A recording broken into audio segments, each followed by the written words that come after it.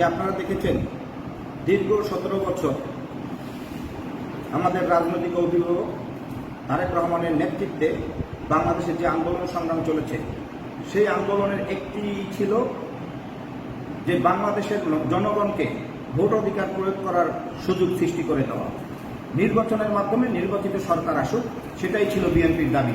সেই আঙ্গিকে দীর্ঘদিন এই ফ্যাসিস্ট হাসিনা সরকারের বিরুদ্ধে যুদ্ধ করেছি, প্রশাসন পুলিশের বিরুদ্ধে যুদ্ধ করেছি, ছাত্রলীগ যুবলীগের বিরুদ্ধে সন্ত্রাসীদের বিরুদ্ধে যুদ্ধ করে আজকে আমরা আন্দোলন সংগ্রাম করে ছাত্র জনতার মাধ্যমে বিপ্লবের মাধ্যমে 5ই আগস্ট বাংলাদেশে একটি পরিবর্তিত পরিস্থিতির সৃষ্টি হয়েছে।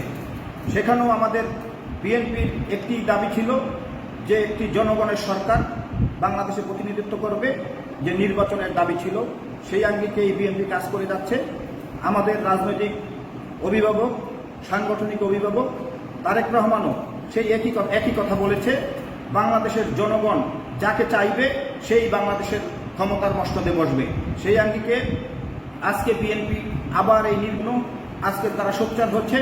এই যে আজকে যে সরকার রয়েছে, অন্তর্বর্তীকালীন সরকার যে সরকার রয়েছে, সেই সরকারের কাছেও একটি দাবি যে নির্বাচিত সরকার আজকে বাংলাদেশ পরিচালিত করবে। কিন্তু দেখা গিয়েছে যে আওয়ামী লীগ নির্বাচনের কথা শুনলেই শেখ হাসিনার মাথা খারাপ হয়ে যেত।